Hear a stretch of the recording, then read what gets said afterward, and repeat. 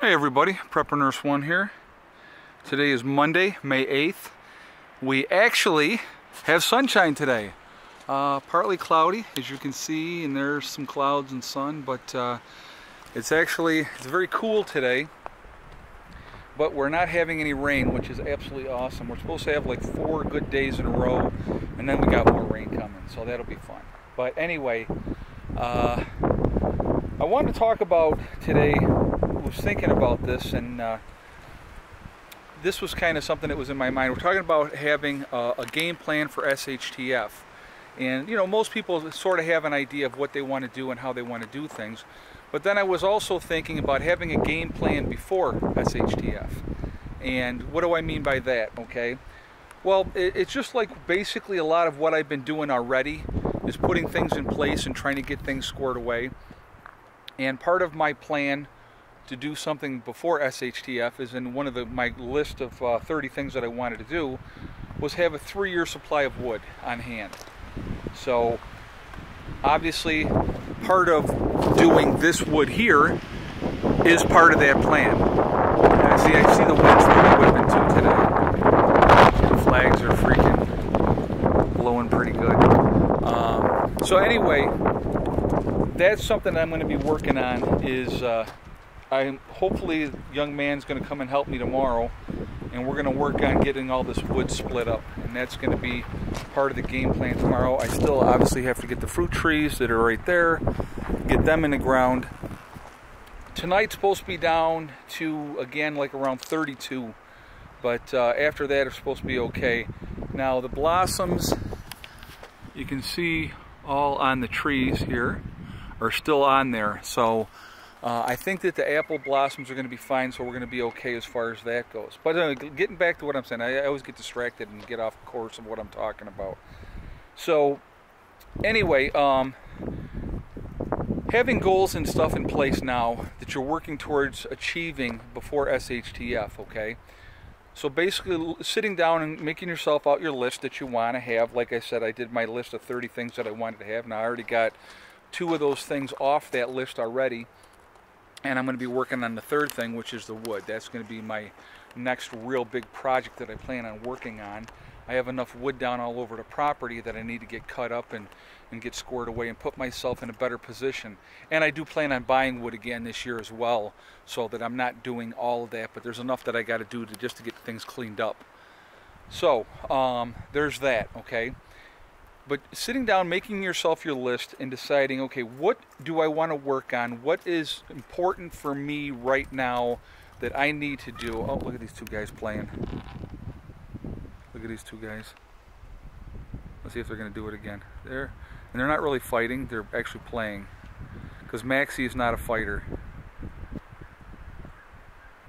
They were just up on their haunches batting at each other a little bit. Let's see if they do it again.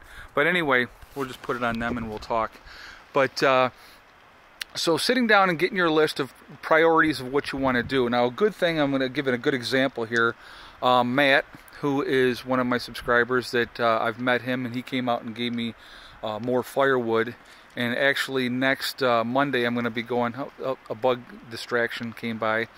But so I'm going to go out to his place next week, and anyway, so him and I were talking, and he was talking about, you know, yeah, he's like, I got about a 3-month supply of food in place. Now he's all set with water.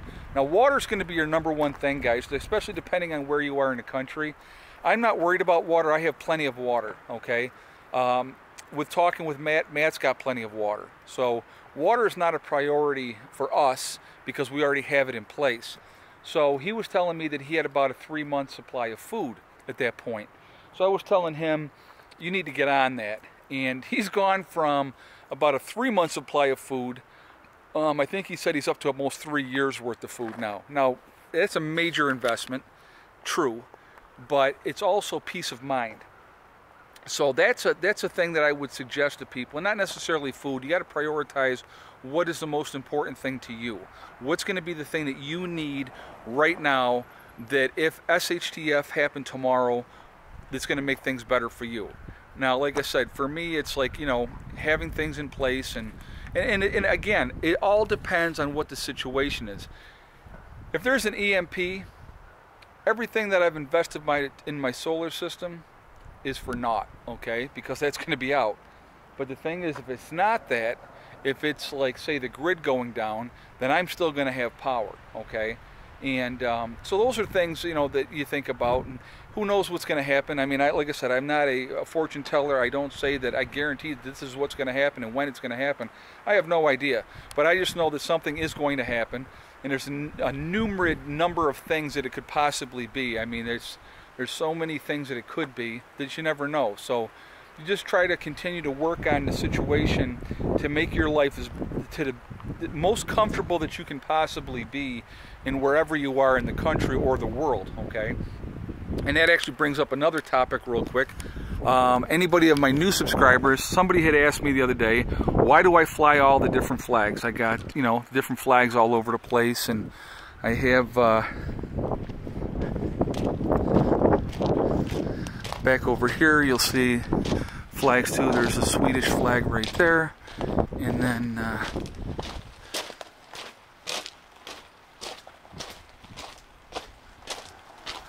there's another one of the flags, and I still have to get my German flag up and my Swiss flag up.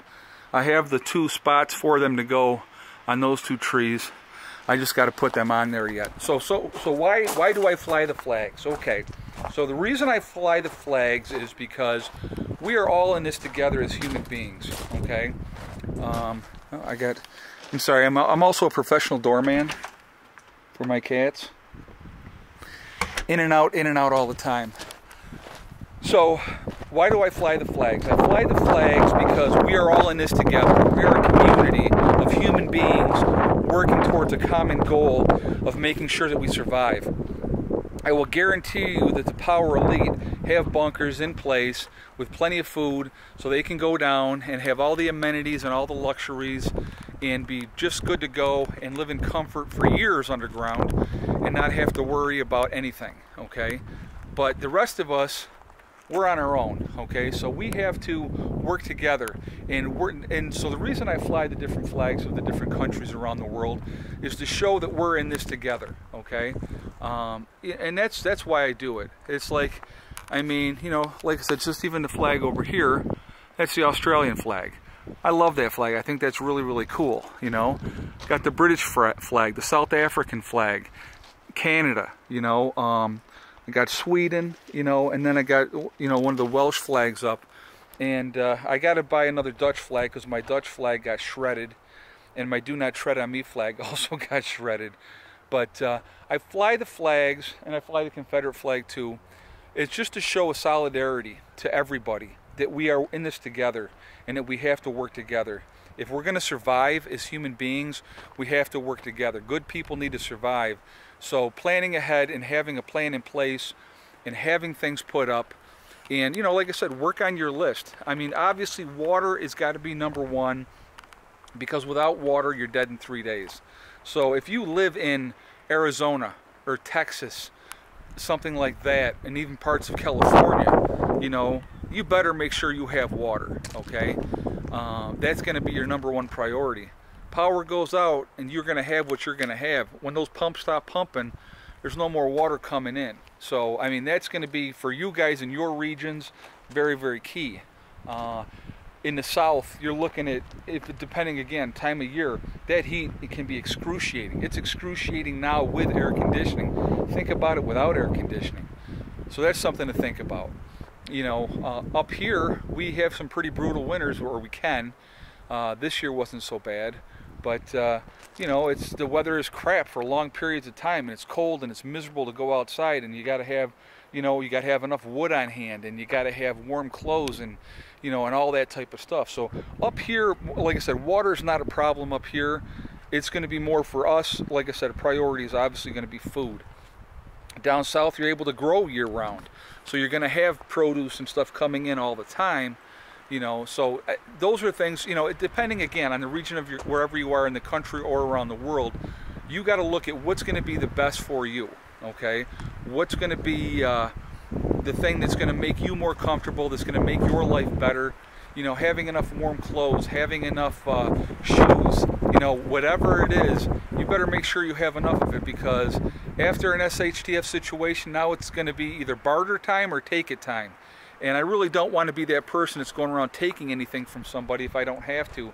If I can work with my neighbors and barter with my neighbors, that's what I would like to do, you know. But you don't know.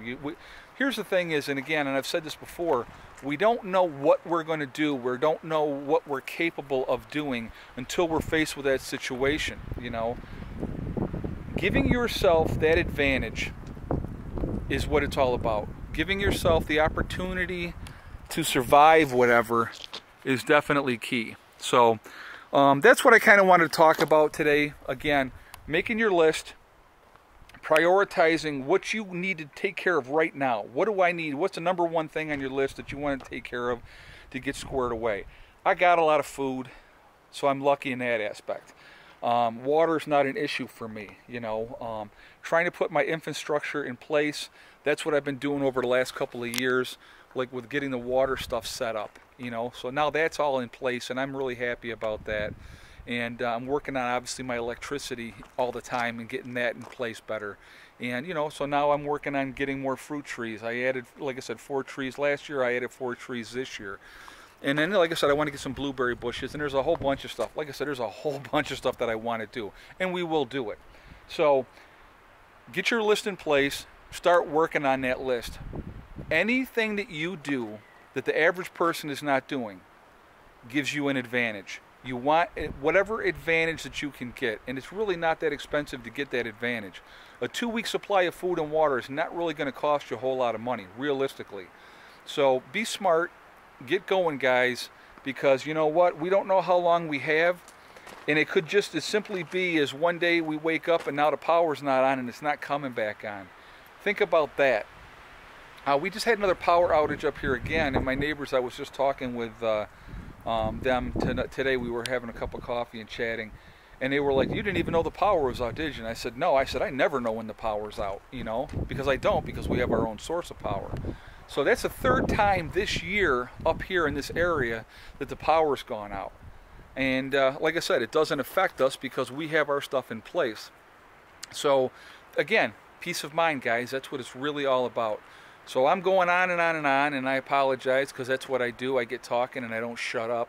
So anyway, guys, listen, hopefully tomorrow I'll be working on this wood here, you know, getting this all squared away and getting that all split up, and that's the game plan for tomorrow, and we'll get there. But I want to see how much wood I pull out of this. I think it's going to be quite a bit, so I'm actually excited about that part of it.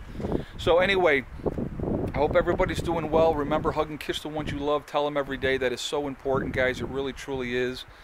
And because tomorrow's not guaranteed. We don't know what's going to happen.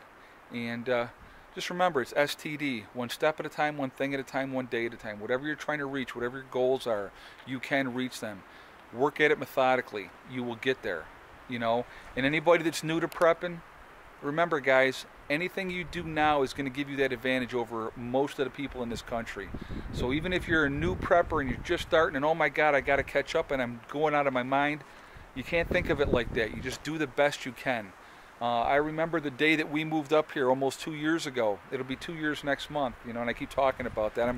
I can't believe it's been 2 years, but I remember the day that we moved up here and we got here and I had all my stuff here, and I was like, you know what? If the crap hit the fan right now, at least all my stuff is here, you know.